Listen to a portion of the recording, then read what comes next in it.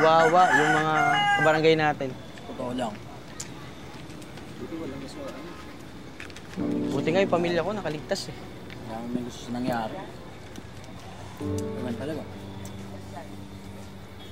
Ate, punta ko lang si Ate Eileen. Ate Eileen, tulungan na po kita.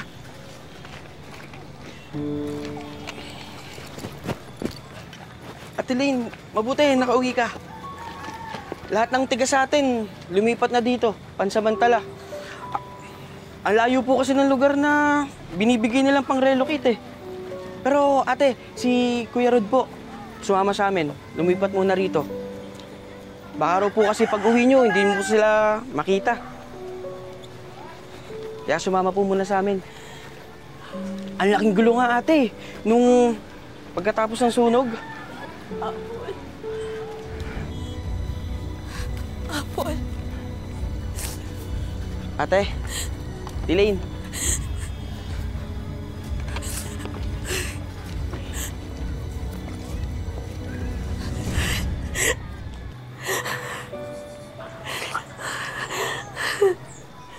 Chichi.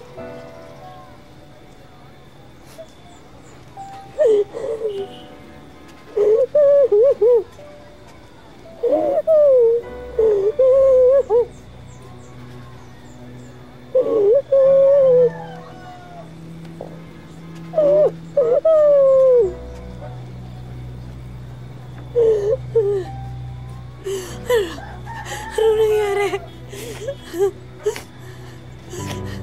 Ano nangyari? Diba, nung umalis ako, malusog pa siya. Malusog pa si Apple. Ano nangyari?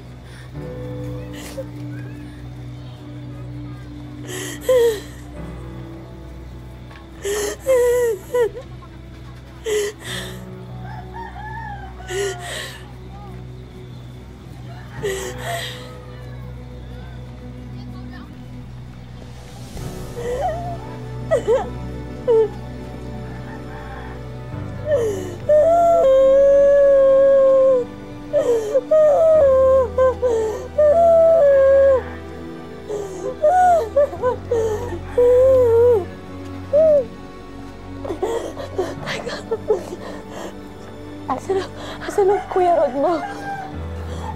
Okay ba siya? Okay naman siya, ate. Asan siya?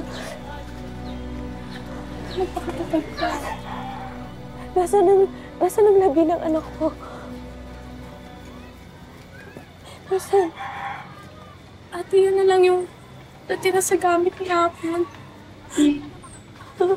lang natira. Hindi sana naligtas pa kita.